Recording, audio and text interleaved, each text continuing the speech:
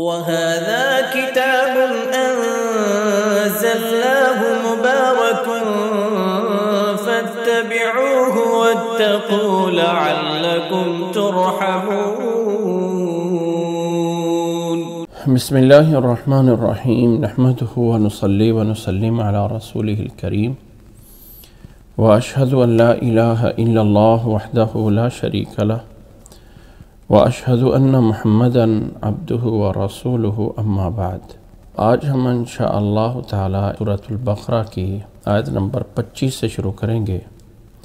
اللہ سے دعا ہے کہ اللہ تعالی ہمیں سننے، سمجھنے اور عمل کرنے کی توفیق عطا فرمائے۔ میں ذرا پیچھے سے تھوڑا سا رپیٹ کرنا چاہوں گا سورۃ البقرہ کو۔ اعوذ باللہ من الشیطان الرجیم، بسم اللہ الرحمن الرحیم۔ اس کو ہم نے شروع کیا تھا الف لام میم سے، حروف مقطعات سے، اور پھر اللہ تعالیٰ نے یہ بتایا کہ یہ کتاب جس میں کوئی شک نہیں متقین کے لیے ہدایت ہے، اور متقین وہ لوگ ہیں جو ایمان لاتے ہیں، غیب پہ نماز قائم کرتے ہیں، خرچ کرتے ہیں، اللہ کے نبی صلی اللہ علیہ وسلم کی بات کو مانتے ہیں، تو یہی لوگ ہدایت یافتہ ہیں اور یہی لوگ کامیاب ہونے والے ہیں۔ اور کچھ لوگ ایسے ہیں جن کے دلوں پہ مہر لگ چکی ہے اور وہ لوگ کبھی ایمان نہیں لائیں گے، اور کچھ ایسے لوگ ہیں جو کوشش کرتے ہیں اللہ تعالیٰ کو اور ایمان والوں کو دھوکہ دینے کی، حالانکہ وہ اللہ تعالیٰ کو یا ایمان والوں کو دھوکہ دے نہیں سکتے ہیں، لیکن اپنی طرف سے وہ کوشش کر رہے ہیں اور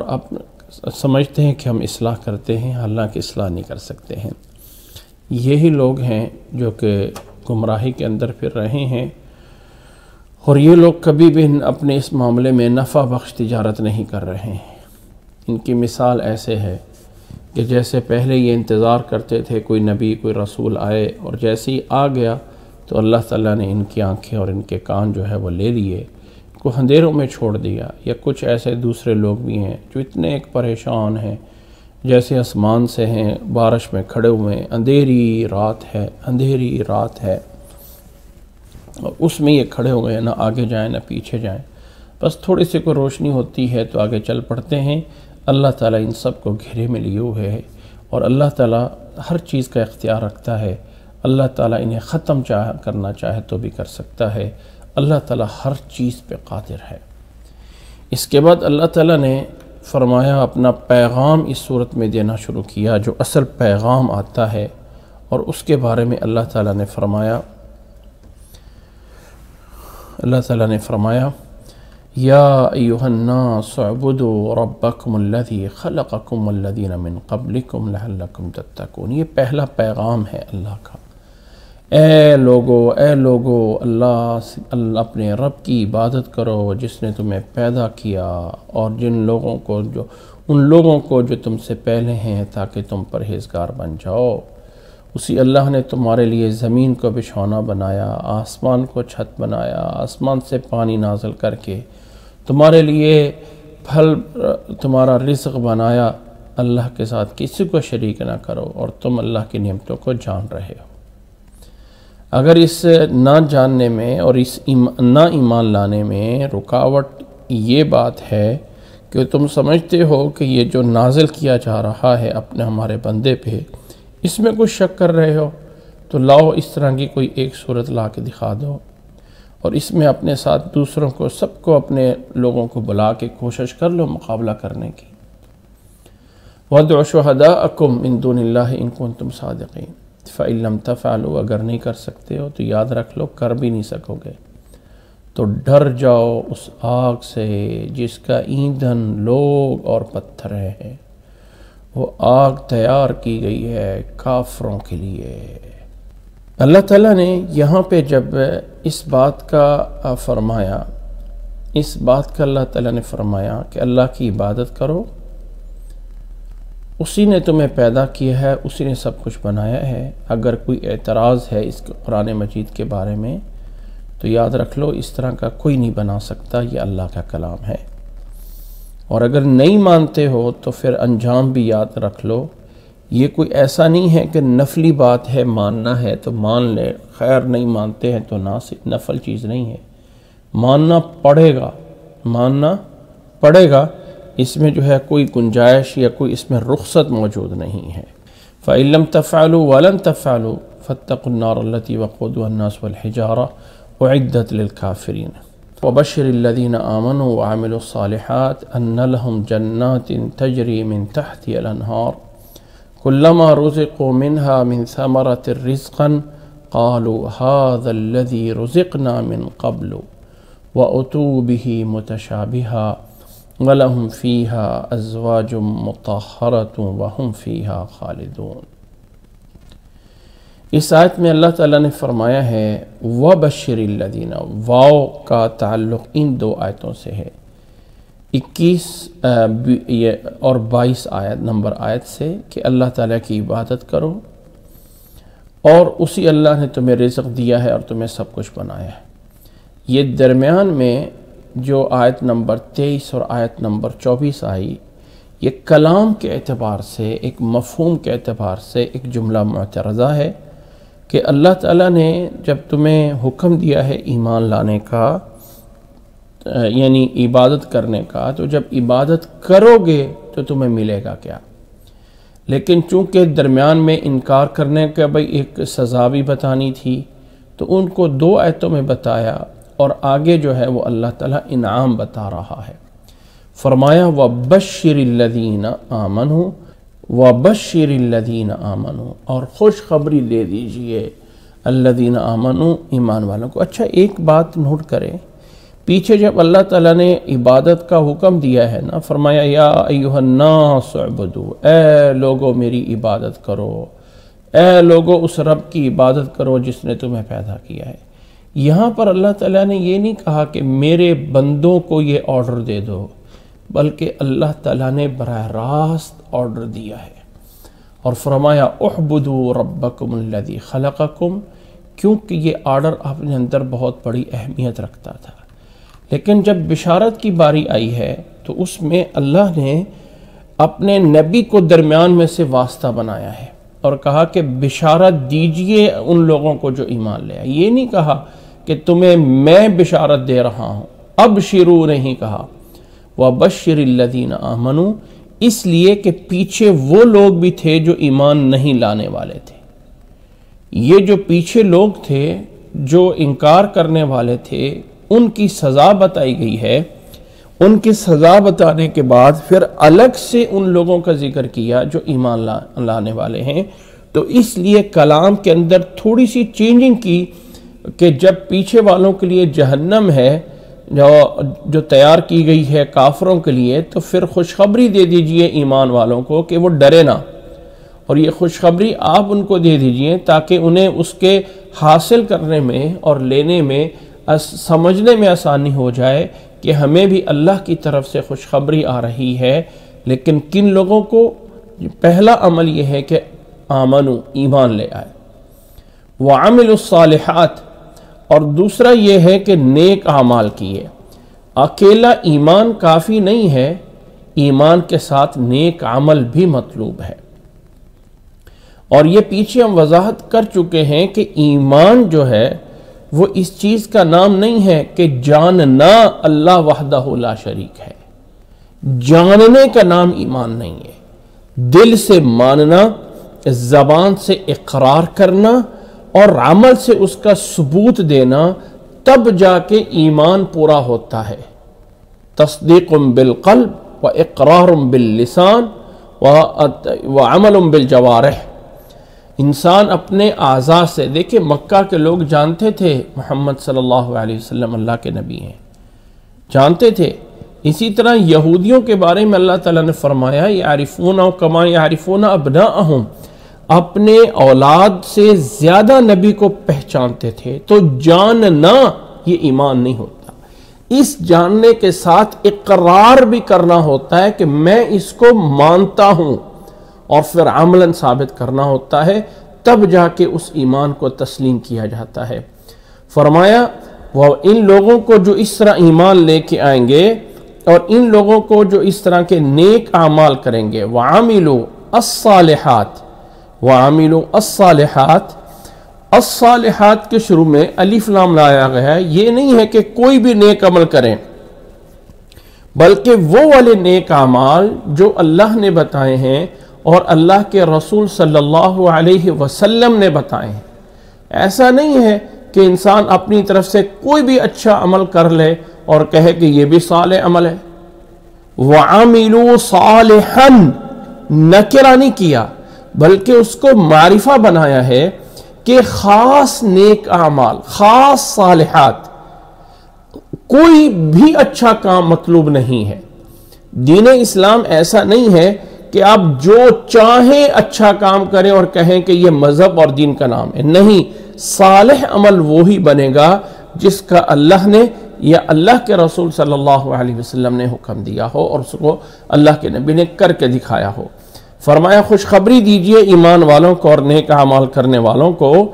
کہ ان لہم جنات تجری من تحتها الانہار، ان لہم ان کے لیے ہے، یقیناً، ان بے شک ان کے لیے ہے۔ یہاں پہ ان الجنت یا ان الجنات لہم، یعنی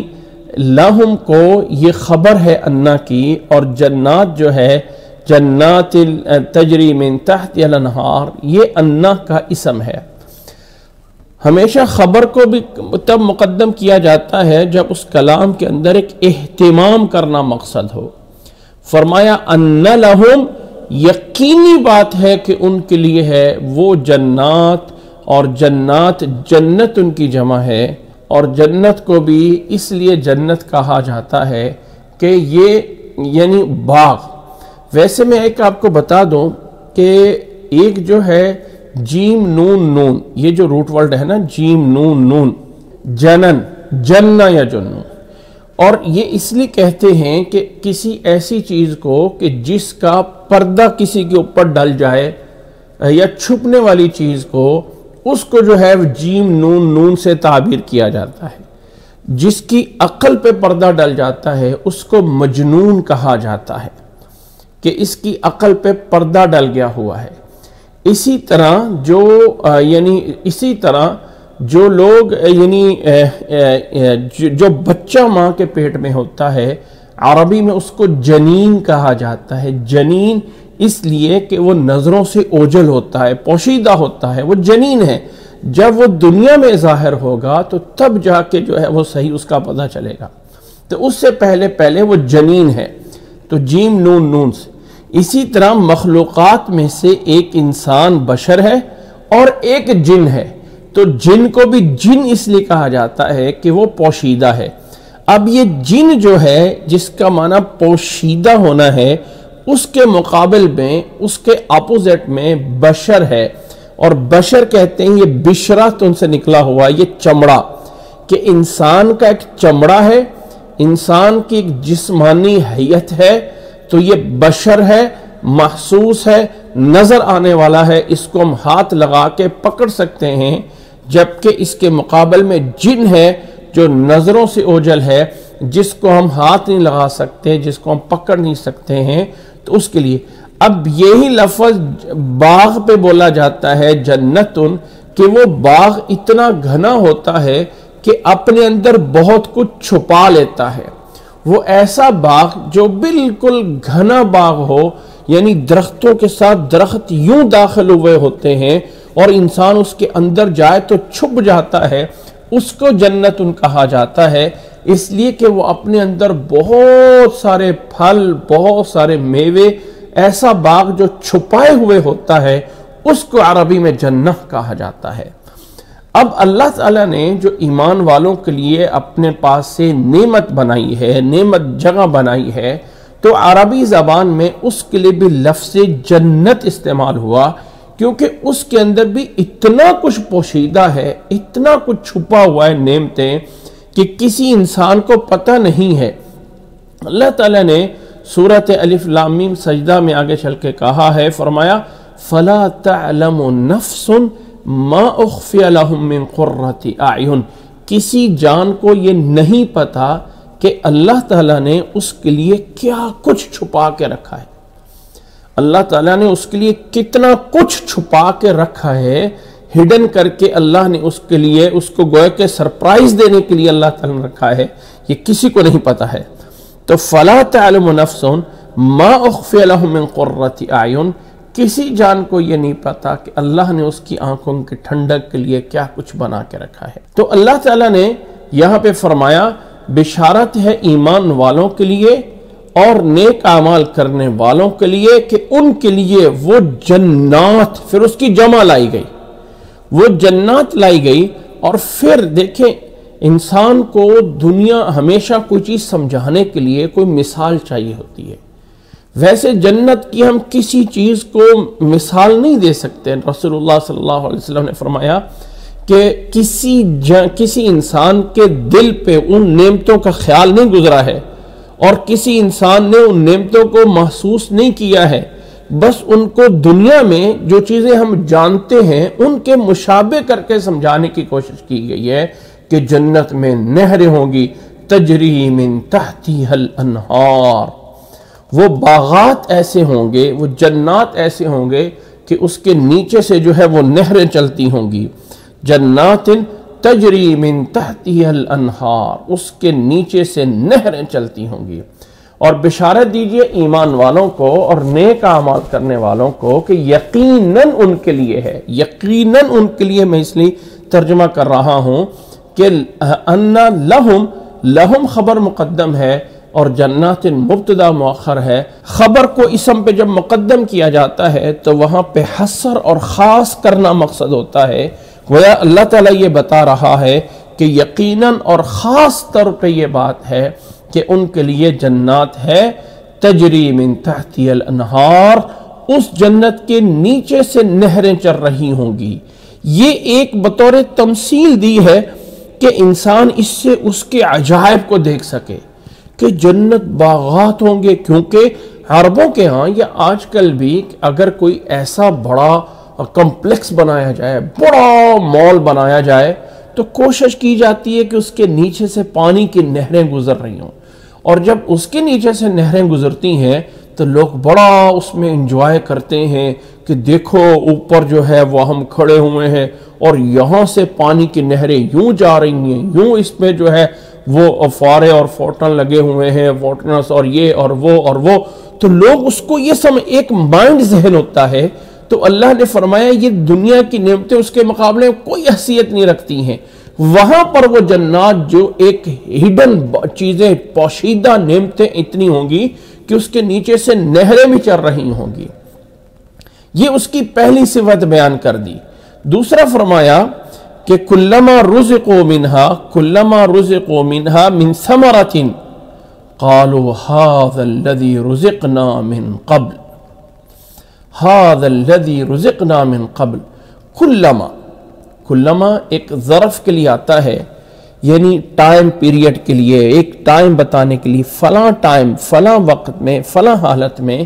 اس کے لیے آتا ہے کلما۔ یہ کہ یہ بار بار ہوتا ہے، جب کسی چیز کو بار بار مقرر کرنا ہو کہ یہ والا واقعہ بار بار جب ایسا ہوتا ہے تو تب اس کے بار بار یہ ہوتا ہے، تو اس دوام کا معنی اس کلما میں پایا جاتا ہے۔ کلما رزقوا منها من ثمرۃ، کلما جب کبھی بھی رزق دیے جائیں گے، منہا ان باغات سے، من ثمرۃ کوئی بھی پھل، رزقاً جو ان کے لیے رزق ہوگا، جو ان کے لیے کھانے پینے کا سامان ہوگا، تو وہاں کے رہنے والوں کی باتوں میں سے ایک بات یہ بھی ہوگی قالوا هذا الذي رزقنا من قبل، یہ وہ ہے جو ہمیں پہلے بھی دیا گیا ہے، رزقنا من قبل، هذا الذي یہ ہے وہ، رزقنا من قبل اس سے پہلے بھی رزق دیا گیا ہے۔ پھر اللہ نے فرمایا وَأُتُوا بِهِ مُتَشَابِهًا، انہیں جو چیزیں دی جائیں گی وہ ایک دوسرے کے مشابہ سی ہوں گی، مشابہ ہوں گی، ایک دوسرے سے ملتی جلتی ہوں گی، یہ ہوگی ان کی ایک بات۔ اور اس سے اگلی بات یہ ہے وَلَهُمْ فِيهَا أَزْوَاجٌ مُطَهَّرَةٌ، اور وہاں پر ان کے لیے جو ہے وہ پاک بیویاں، پاک عورتیں اور اس پاک جوڑے ہوں گے ان کے لیے، وَلَهُمْ فِيهَا، اور ان کے لیے ہوں گے وہاں پہ پاک جوڑے، وَهُمْ فِيهَا خَالِدُونَ، اور وہ اس میں ہمیشہ ہمیشہ رہیں گے ان باغات میں۔ اب ذرا سب سے پہلے یہ اس بات کو دیکھیے کہ کلما رزقوا منہا، جب کبھی بھی وہاں سے چیز دیے جائیں گے تو کہیں گے یہ تو ہمیں پہلے بھی دی گئی ہے.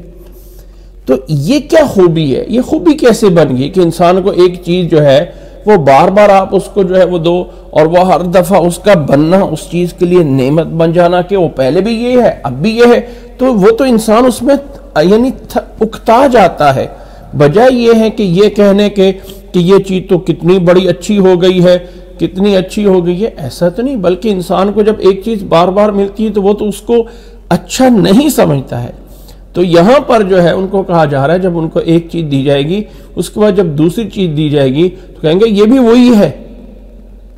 یہ بھی وہی ہے. یاد رکھ لیں کہ قالوا هذا الذي رزقنا من قبل کا ایک معنی یہ کیا جاتا ہے کہ جب جنت میں انہیں رزق دیے جائیں گے تو وہ یہ کہیں گے کہ یہ وہ رزق اسی طرح کی چیزیں ہیں جیسے ہمیں دنیا میں دی گئی تھیں کھانے کے لیے، تو اب یہ چیزیں بھی کھانے کے لیے آئی ہیں. یہ تشبیہ جو ہے وہ ایسے ناموں کے ہوگی، یعنی ان کو جنت میں وہ چیزیں جو دی جا رہی ہیں ان کو ایک نام کہ یہ کیا ہے، شاید یہ وہ نہیں، یہ وہ تو نہیں ہے جو ہمیں دنیا میں پھل ملتا تھا، وہ سیب، کنو اور ایپل اور وہ انگور اور وہ انار، اور یہ وہ تو نہیں ہے. یعنی ان کو دنیا والی چیزوں کی ہم شکل چیزیں دی جائیں گی، اور یہ مفہوم ہے وَأْتُوا بِهِ مُتَشَابِهًا کہ وَأْتُوا بِهِ مُتَشَابِهًا یعنی دنیا کے جو چیزیں نعمتیں ہیں ان کی ہم شکل یا اسی طرح کی چیزیں وہاں پہ دی جا رہی ہوں گی. یہ ایک بات. دوسری بات یہ ہے کہ اس کا تعلق دنیا سے نہیں ہے، بلکہ جنت میں جو پھل ملیں گے وہ ایک ٹائم پہ مل گئے، جب اگلے ٹائم پہ ملیں گے تو اگلے ٹائم والوں کو کہیں گے کہ یہ بھی وہ جو پچھلے ٹائم پہ ہمیں چیز ملی تھی اس سے ملتے جلتے ہیں. یعنی ان کا تعلق دنیا سے نہیں بلکہ تعلق جنت میں کلما رزقوا منہا رزقاً کلما رزقوا منہا من ثمرۃ رزقاً قالوا هذا الذي رزقنا من قبل. تو جب کبھی وہاں پہ انہیں پھل دیے جا رہے ہیں تو اس سے پہلے بھی پھل ہوں گے پھر ہوں گے. اب یہ جو ہے ان کو یہ پتہ نہیں ہوگا کہ بعد میں آنے والے کو اور کیا بولیں، وہ پہلے سے بھی بہتر ہوں گے. تو اس لیے اس کے لیے الفاظ یہ ہوں گے کہ رزقنا من قبل، پھر اللہ تعالیٰ نے فرمایا کہ جو پہلے کے بعد میں دیے جائیں گے وہ اس سے مشابہ ہوں گے. یہ گویا کہ اشارہ کرنا اس طرف ہے کہ جنت میں جب ایک چیز ایک دفعہ دی جائے گی دوسرے ٹائم دوسری چیز دی جائے گی، بس پہلے کے مشابہ ہوگی. یعنی اس کو ہم یوں نہ سمجھیں کہ جیسے اللہ تعالیٰ یہ بتانا چاہتا ہے کہ دنیا میں جو ہمیں پھل ملے تھے اب جنت میں بھی اسی طرح ہی مل رہے ہیں تو اس کا اور اس کا کیا کون سی بڑی نعمت ہوگی. نہیں، گویا کہ یہ دوسری رائے یہ ہے کہ یہ جنت کے اندر کی حالت ہے کہ وہاں جنت میں جب انہیں ایک طرف ایک ٹائم رزق دیا گیا، دوسرے ٹائم جو دیا جائے گا وہ اور چیز ہوگی. لیکن اب وہ جو اور چیز ہوگی اس کو وہ کہیں گے یہ پہلے کے مشابہ ہونے کی وجہ سے کہ یہ بھی شاید وہی ہے. اور یہ یاد رکھ لیں کہ لفظ قالا جو یہاں پہ استعمال ہوا ہے قالوا هذا الذي رزقنا من قبل، ہاں قالا، ویسے قالا یقول قولا کا معنی ہوتا ہے کہنا، کہ بات زبان سے بولنا، ٹھیک ہے، لیکن اس کا عربی میں اشارہ کرنے میں بھی معنی آتا ہے اور بہت سے معنی کے لیے آتا ہے. مثال کے طور پہ سورۃ مریم میں جو ایک آیت آئی ہے میں آپ کو سنا دوں، وہ آیت جس میں مریم علیہ السلام عیسیٰ علیہ السلام کو اٹھا کر اپنے قوم کی طرف لے کے جاتی ہیں تو اللہ تعالیٰ نے فرمایا فَقُولِي إِنِّي نَذَرْتُ لِلرَّحْمَنِ صَوْمًا. فَقُولِي إِنِّي نَذَرْتُ لِلرَّحْمَنِ صَوْمًا. سورۃ مریم کی آیت نمبر 26 میں اللہ تعالیٰ نے فرمایا کہ مریم علیہ السلام کو عیسیٰ علیہ السلام جب اللہ تعالیٰ نے دیے اور پھر وہ جو ہے وہ یعنی کہا کہ میں کیسے اس کو اٹھا کے اپنے قوم کے پاس لے جاؤں، تو اللہ تعالیٰ نے فرمایا کہ اے مریم کھاؤ پیو اور آنکھوں کو ٹھنڈک کرو. جب وہ کھجور کی اس تنے کے نیچے آئی فَإِمَّا تَرَيِنَّ مِنَ الْبَشَرِ أَحَدًا، اگر آپ کو کوئی بشر نظر آئے، کیوں کہ اب مریم علیہ السلام کا آگے روزہ آ رہا ہے، فقولی انی نذرت للرحمن صوما، تو اس دور میں کلام کا اور بولنے کا بھی روزہ ہوتا تھا۔ اب آگے والوں نے پوچھنا ہے اے مریم یہ بچہ کہاں سے آیا، تو اشارہ کر کے بتانا ہے کہ میں روزے میں ہوں، تو فقولی انی نذرت للرحمن صوما، اور پھر اس کے اگلا یہ ہے فلن اکلم اليوم انسیا، آج میں کسی سے کلام نہیں کر سکتی۔ اب ذرا یہ دیکھیے فلن اکلم اليوم انسیا اور انی نذرت للرحمن صوما، یہ اس چیز کا تقاضا ہے کہ یہ فقولی کا معنی قول زبان سے بولنا نہیں ہے، بلکہ اس قولی کا معنی اشارہ ہے، کیونکہ آگے وہ کہہ رہی ہے فلن اکلم اليوم انسیا، کہ آج کے دن میں کلام نہیں کر سکتی ہوں، تو یہ چیز اشارے سے بتانی ہے، اور اس اشارے کے لیے ورب استعمال ہو رہا ہے فقولی۔ تو لفظ قول عربی میں اس کی اور بھی بہت سی مثالیں ہیں، میں صرف یہ ایک مثال دے کفایت کرتا ہوں کہ قال یقول عربی میں اشارے کے معنی میں بھی استعمال ہوتا ہے۔ گویا کہ جنتی یہ کہیں گے کہ جب بھی کبھی انہیں رزق دیا گیا پھلوں کا تو اشارہ کریں گے، اشاروا ھذا الذی رزقنا من قبل، یعنی زبان سے کہنے کی بجائے اس کو اشارہ کر کے بولیں گے کہ یہ وہ پہلے والا ہے، یعنی پہلے جو جنت میں ملا ہے اس طرح کا یہ دوسرا آ رہا ہے۔ گویا کہ چیز اور ہوگی اور انہیں کہنا پڑے گا یہ اس طرح کا ہے، اور پھر وہ چیز ایسی ہوگی دوسرے والی کہ فرمایا وَأُتُوا بِهِ مُتَشَابِهًا، سیم وہی چیز دوبارہ نہیں ملے گی، بلکہ اس کو اور بہتر اس کے مشابہ کر کے اور بہتر جو ہے وہ دی جائے گی۔ یہ اس کا جو ہے وہ معنی بنتا ہے، واللہ عالم بالصواب۔ باقی رہا کہ یہ رائے ضرور موجود ہے کہ جب جنت میں جائیں گے تو ان کو پھل جو ملیں گے وہ دنیا کے پھلوں کی طرح ہوں گے، اس میں یعنی ذائقے میں صفت میں بہت عمدہ ہوں گے، لیکن ہوں گے اس طرح کر کے تو وہ شاید یہ کہیں گے کہ دنیا میں جو چیز ملتی تھی اب یہ اس سے کہیں بہتر ہمیں مل رہی ہے، کیونکہ وہ اس کے مشابہ ہو رہی ہے۔ یا اس کا اب تیسرا معنی سوچئے، تیسرا معنی یہ ہے کہ قالوا ھذا الذی رزقنا من قبل، کہ جب انہیں جو ہے وہ پھل دیا جا رہا ہے تو وہ کہیں گے یہ وہ ہے جو ہمیں پہلے ملا۔ اس پہلے ملنے میں وہ فزیکل چیز مراد نہیں لے رہے ہیں،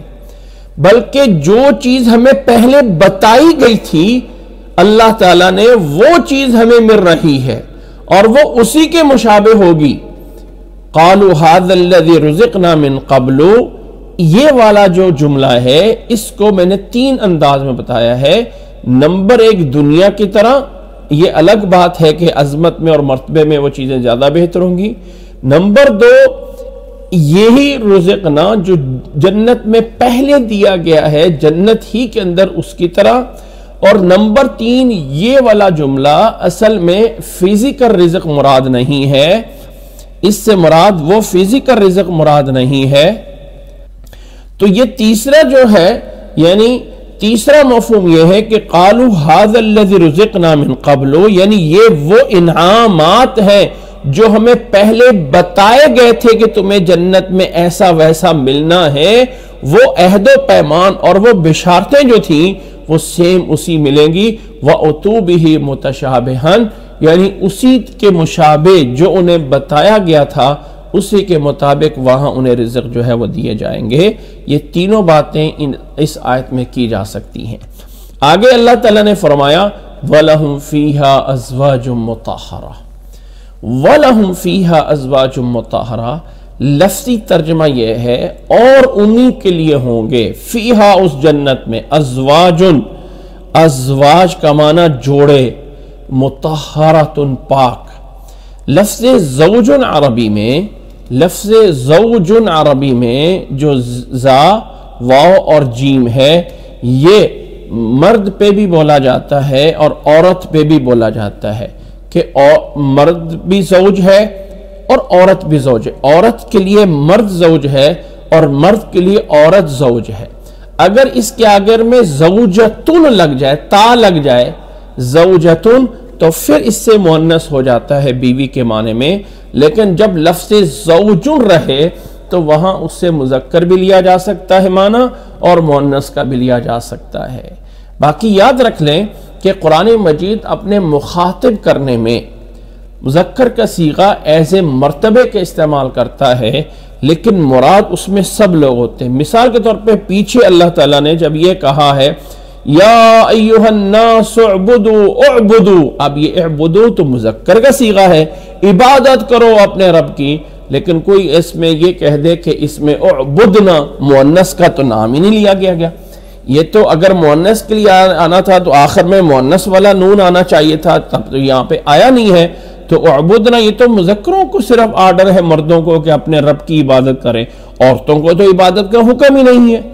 چونکہ صیغہ مذکر کا ہے، یعنی لفظ مذکر کے لیے ہے اور وہاں پر تو عورت نہیں شامل۔ تو بات یہ ہے قرآن مجید میں یا ایھا الذین آمنوا، یا ایھا اعبدوا، یہ تمام صیغے، یا وبشر الذین آمنوا وعملوا الصالحات، یہ آمنا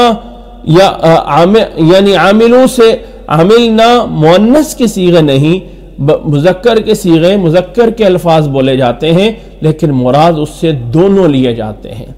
یہاں پر فرمایا وَلَهُمْ فِيهَا أَزْوَاجٌ مُطَّهَّرَةٌ، واللہ عالم ظاہر یہی ہے کہ یہاں سے عموماً جو سمجھا جاتا ہے کہ مردوں کے لیے وہاں پہ پاکیزہ بیویاں ہوں گی، مردوں کے لیے وہاں پہ پاکیزہ، اور مطہرۃ ان کا معنی یہ لیا گیا ہے کہ پاک بیویاں کا مطلب کہ دنیا میں جو عورت کے اس کے ساتھ بہت ساری ایسی چیزیں لگی ہوتی ہیں جو اس کی پاکی اور ناپاکی کی ہوتی ہیں، لیکن جنت میں جا کے کوئی ایسی چیز ناپاکی نام کی نہیں ہوگی، سب چیزیں ہی پاک ہوں گی اور مردوں کے لیے وہاں پر پاک بیویاں ہوں گی۔ لیکن واللہ عالم اگر ہم اس آیت کو عموم پہ رکھ لیں اور وَلَهُمْ جو استعمال صیغہ مذکر کی ضمیر ہوئی ہے، چونکہ کلام پیچھے مذکر کا ہو رہا ہے تو اس کے لیے مذکر ہے، وگرنہ مخاطب تو سب کے لیے۔ اب یہ کلما رزقوا منها من ثمرة رزقا قالوا هذا الذي رزقنا من قبل واتوا به متشابها، کیا رزقوا سے مراد جو ہے وہ صرف مردوں کو رزق دیا جانا ہے پھلوں سے؟ نہیں، وہاں تو دونوں مراد ہیں، تو ہو سکتا ہے یہاں پر بھی دونوں مراد ہوں۔ وَلَهُمْ فِيهَا أَزْوَاجٌ مُطَّهَّرَةٌ، اب مردوں کے لیے تو پاک بیویاں ہو سکتی ہیں، تو عورتوں کے لیے پاک مرد کون سے ہو سکتے ہیں؟ بھائی عورتوں کے لیے بھی تو پاک مرد ہو سکتے ہیں۔ دنیا میں ہر عورت کہہ سکتی ہے کہ میرے خامد میں فلاں فلاں عیب ہے، فلاں فلاں عیب ہیں، فلاں فلاں چیزیں ہیں، لیکن جنت میں ایسا کچھ نہیں ہوگا، جنت میں ایسا کچھ نہیں ہوگا۔ ازواج مطہرہ، اب وہ جو ازواج مطہرہ اس لیے جمع کا صیغہ ہو سکتا ہے کہ جب مخاطب سب کو کرنا ہو تو تب تمہارے لیے سب کچھ ہے، اس لیے جمع کا صیغہ آ سکتا ہے، اور مردوں کے لیے بھی کلام ہو سکتا ہے اور عورتوں کے لیے بھی کلام ہو سکتا ہے۔ اب سوال پیدا یہ ہوتا ہے کہ مردوں کے لیے تو جنت میں یہ بتایا گیا ہے کہ عورتوں کے علاوہ ان کو وہاں پہ حور العین بھی ملیں گی، اور وہ حور کیا چیز ہے یہ انشاءاللہ تعالی جب آگے ہم نے حور پہ جانا ہے وہاں اس کی پوری وضاحت کی جائے گی۔ اتنا ذہن میں رکھ لیجئے کہ اللہ تعالیٰ کی مخلوقات میں جو مرتبہ مرد اور عورت کو، بشر کو ہے، وہ مرتبہ دوسری مخلوق کو نہیں ہے۔ اب یہ کہنا کہ جنت کی حور کو وہ مرتبہ ہوگا جو دنیا کی عورت کا ہے تو وہ نہیں ہوگا۔ کیا ایک گھر میں ہوتے ہوئے جہاں مرد بھی ہے عورت بھی ہے، کیا ان کے لیے کبھی ایسا نہیں ہوتا کہ وہ اپنے جو ہے اپنے لیے ان کے پاس خادمات ہوں،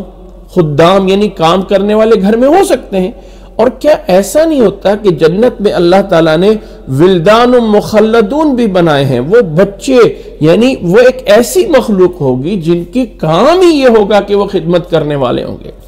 اب اسی طرح کر کے ایک ایسی مخلوق ہے جو حور العین بھی ہوگی، اور اللہ تعالیٰ نے مرد اور عورت کو اس انداز سے شوق دلائے ہیں، اس انداز سے شوق دلائے ہیں جس انداز پہ اللہ نے ان کی فطرت بنائی ہے۔ اب اگر کوئی عورت کہے کہ مجھے جو ہے وہاں پہ کیا ملنا ہے، تو دیکھیں عورت یا تو شادی کے بغیر فوت ہو سکتی ہے، یا یہ ہے کہ شادی ہو سکتی ہے، یا یہ ہے کہ جتنی صورتوں میں عورت فوت ہو سکتی ہے اتنی صورتوں میں مرد بھی فوت ہوئے۔ بہت سارے ایسے مرد بھی فوت ہوتے ہیں جن کی شادیاں نہیں ہوتی ہیں، بہت سارے ایسے مرد بھی فوت ہوتے ہیں جو اللہ کے راستے میں شہید ہو گئے اور ان کی کوئی شادیاں نہیں ہوگی۔ اور جنت میں جب جانا ہے تو وہاں پہ اللہ نے مرد کو بھی اور عورت کو بھی ایک جوان پیدا کرنا ہے۔ اب اللہ تعالیٰ اس چیز پہ قادر ہے، ان اللہ علی کل شیء قدیر ہے، اس چیز پہ قادر ہے کہ ایسے جو مرد ہوں گے جو دنیا میں جن کا کوئی رشتہ نہیں ہوا ہے، تو جنت میں کچھ ایسی اور عورتیں بھی ہوں گی جن کا دنیا میں کوئی رشتہ نہیں ہوا۔ تو اللہ تعالیٰ کس انداز سے ان کو جوڑ دے گا یہ اللہ ہی بہتر جانتا ہے۔ کیوں کہ اللہ تعالیٰ نے اجمالی طور پہ یہ کہا ہے کہ فَلَا تَعْلَمُ نَفْسٌ مَّا أُخْفِيَ لَهُم مِّن قُرَّةِ أَعْيُنٍ، کسی جان کو یہ نہیں پوری طرح پتا کہ اللہ نے اس کی آنکھوں کی ٹھنڈک کے لیے کیا کچھ بنا کے رکھا ہے۔ تو وَلَهُمْ أَزْوَاجٌ مُطَهَّرَةٌ، ان کے لیے جو ہے وہاں پہ پاکیزہ جوڑے ہونا، یہ ترجمہ کر لیا جائے تو زیادہ بہتر ہے۔ یہ ہے کہ ان کے لیے پاکیزہ بیویاں ہوگی تاکہ مخاطب سب کو ہو جائے، اور اگر ان کے لیے پاکیزہ بیویاں بھی معنی کر لیا جائے تو کوئی حرج نہیں ہے، کیونکہ رسول اللہ صلی اللہ علیہ وسلم کی حدیث ہے النساء شقائق الرجال، کہ عورتوں کا بھی تمام کاموں میں وہی حکم ہے جو مردوں کا ہے، سوائے اس کے کہ جہاں جہاں فرق آ جائے، جہاں شریعت نے فرق منشن نہیں کیا ہے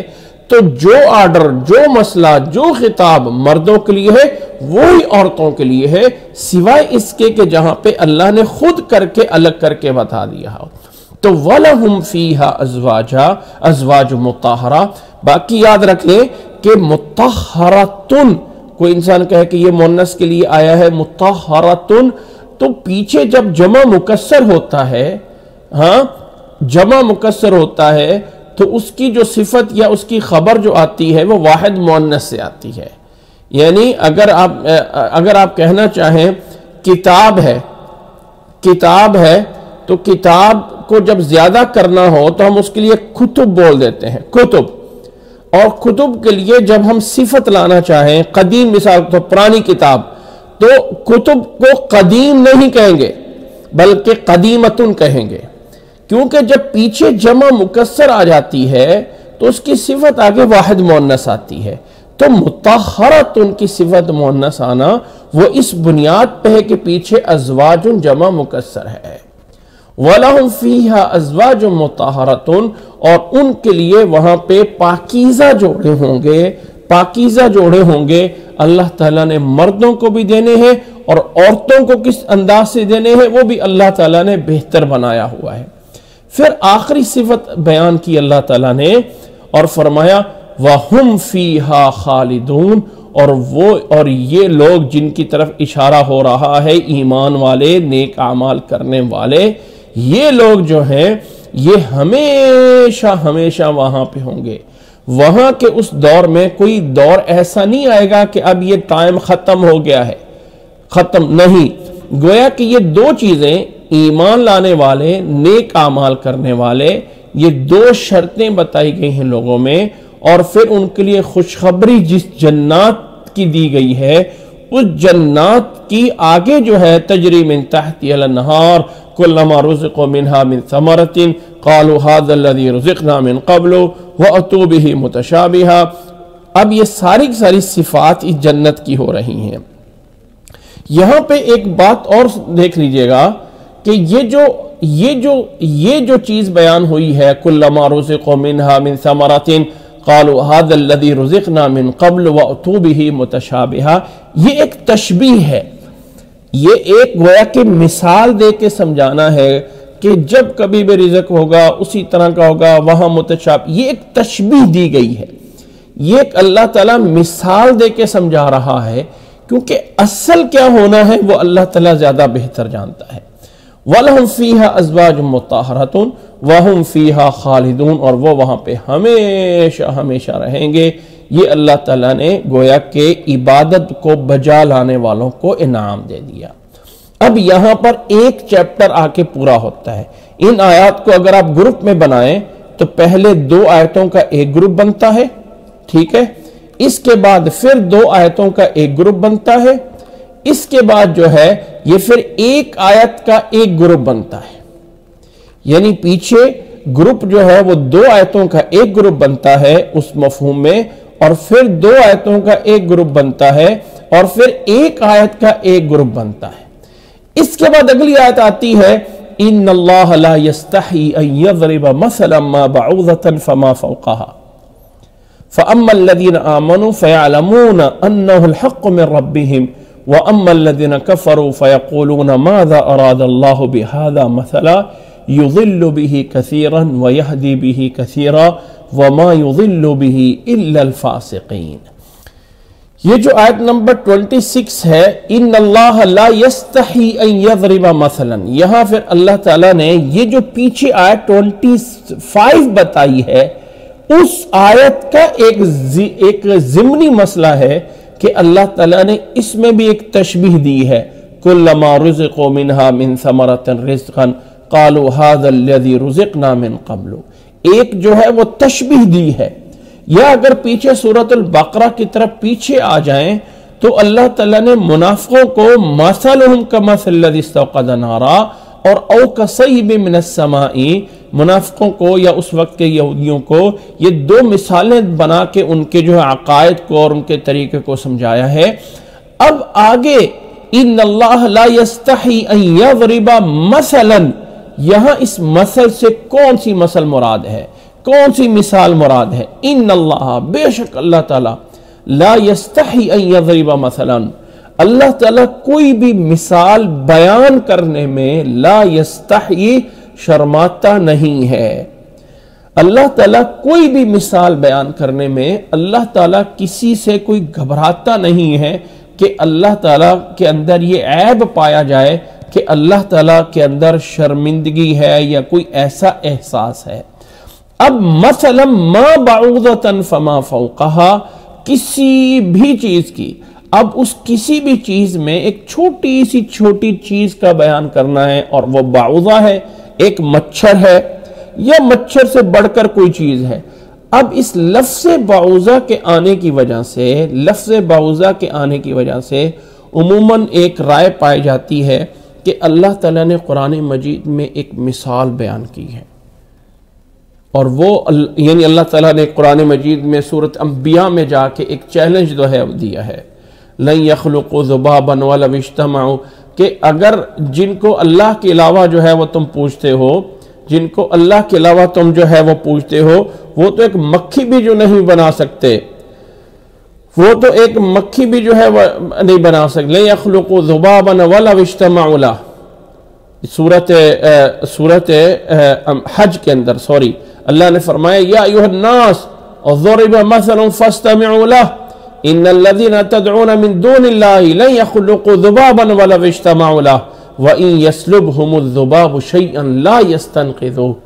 ضعف الطالب والمطلوب۔ اور لوگوں، جن ایک مثال بیان کی جا رہی ہے، ذرا غور سے سن لو، جن کو اللہ کے علاوہ تم بلاتے ہو وہ تو ایک مکھی بھی نہیں بنا سکتے، اگرچہ سارے اس کے لیے جمع ہو جائیں۔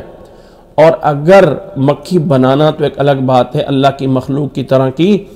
اگر وہ مکھی ان کے کھانے میں سے کچھ اٹھا کے لے کے چلے جائے تو وہ تو اس سے بھی واپس نہیں لے سکتے ہیں۔ وہاں ضعف الطالب والمطلوب، تو جن سے یہ مانگتے ہیں اور جو دینے والے ہوتے ہیں یہ سب کمزور ہیں اللہ کے سامنے، کوئی حیثیت نہیں رکھتے۔ تو غرض کہ اس مثال سے مراد وہ مثال ہے، لازمی نہیں ہے، کیونکہ اس آیت میں سورۃ بقرہ کی آیت نمبر 26 میں اللہ تعالیٰ نے مثلاً کو نکرہ کہا ہے، نکرہ پیش کیا ہے۔ کوئی بھی مثال، اب اس کوئی بھی مثال سے جو پیچھے مثالیں گزری ہیں، جیسے منافقین یا یہودیوں کی مثال گزری ہے یا جنت کے پھلوں کی مثال گزری ہے، اللہ تعالیٰ کسی کو جیسے چاہے بیان کر سکتا ہے۔ کوئی انسان کہہ سکتا ہے کہ اللہ تعالیٰ نے یہ جو یعنی مثال بیان کی ہے، مثلہم کمثل الذی استوقد نارا یا او کصیب من السماء، یا پھلوں کے بارے میں کہ اتوبہ متشابہہ، اس مثال کو ہم سمجھ نہیں پائے۔ اللہ کیسی مثالیں دیتا ہے؟ اللہ اتنا بڑا ہو کر کے اتنی چھوٹی مثالیں دیتا ہے تو اللہ تعالیٰ نے اس کا جواب دیا، ان اللہ لا یستحی ان یضرب مثلا ما بعوضۃ فما فوقہا۔ اللہ تعالیٰ اپنے کلام میں جس چیز کی چاہے مثال دے سکتا ہے، چھوٹی ہو یا بڑی ہو،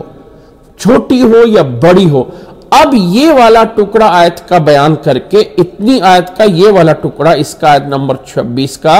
ان اللہ لا یستحی ان یضرب مثلا ما بعوضۃ فما فوقہا، اللہ تعالیٰ پیچھے بیان کردہ مثالوں پہ ایک اجمالاً بات کر رہا ہے کہ اللہ تعالیٰ نے جو بھی مثال دی ہے وہ ایسی نہیں اٹھا کے بیان کر دی، اللہ تعالیٰ جو چاہے کر سکتا ہے۔ اب اس میں ضربا یضرب عموماً عام عربی میں مارنے کے معنی میں آتا ہے، لیکن یاد رکھ لیں کہ عربی میں ضربا بھی کئی معنوں میں آتا ہے، اور ان میں سے ایک معنی جو ہے وہ بیان کرنا بھی ہوتا ہے۔ ہاں، ضربا بمعنی بیان، جیسے ان اللہ لا یستحی ان یضرب مثلا، اللہ تعالیٰ کوئی مثال مارے یہ مطلب نہیں ہے، اللہ تعالیٰ کوئی مثال بیان کرے۔ ضرب المثل ہمارے ہاں بولا جاتا ہے اپنی لینگویج میں کہ اس کی ضرب المثل یہ ہے۔ اب وہ ضرب المثل جو ہمارے ہاں بولا جاتا ہے اس میں بھی امثال کے ساتھ ضربہ لگایا جاتا ہے، اور ضرب المثل بیان ہوتا ہے کہ کسی چیز کی مثال کرنا۔ اسی طرح اللہ تعالیٰ نے مسافر جب نماز سفر قصر کرنا ہوتی ہے تو اس کے لیے جو قرآن مجید میں آیت آئی ہے، یا ایھا الذین آمنوا اذا ضربتم فی الارض، اے ایمان والو جب تم زمین میں سفر کرو، تو اس معنی میں بھی جو آیت آئی ہے اس میں بھی اللہ تعالیٰ نے ضربتم کا لفظ بولا ہے، ضربتم۔ اللہ تعالیٰ نے فرمایا یا ایھا الذین آمنوا اذا ضربتم فی سبیل اللہ، جب زمین میں تم جو ہے وہ سفر کرو، کئی جگہوں پہ بولا ہے، اور اسی طرح فرمایا وَإِذَا ضَرَبْتُمْ فِي الْأَرْضِ فَلَيْسَ عَلَيْكُمْ جُنَاحٌ أَن تَقْصُرُوا مِنَ الصَّلَاةِ، جب کبھی زمین میں سفر کرو، ضربا ضربتم فی الارض، یہاں جب آگے والی چیز آگے اس سے ملتی ہے تو تب اس ضربا کا معنی جو ہے وہ متعین ہوتا ہے۔ سورۃ نساء کی آیت نمبر 101 میں دیکھ سکتے ہیں، سورۃ نساء کی آیت نمبر جو ہے وہ 94 میں دیکھ سکتے ہیں، اسی طرح سورۃ مائدہ کی آیت نمبر 106 میں دیکھ سکتے ہیں، وہاں پر بھی اللہ تعالیٰ نے فرمایا وَإِنْ أَنْتُمْ ضَرَبْتُمْ فِي الْأَرْضِ فَأَصَابَتْكُمْ مُصِيبَةُ الْمَوْتِ، تو وہاں پر بھی یہ ضربتم جو ہے یہ زمین میں سفر کرنے کے معنی میں آیا ہے، اور یہاں ضربا مثلا میں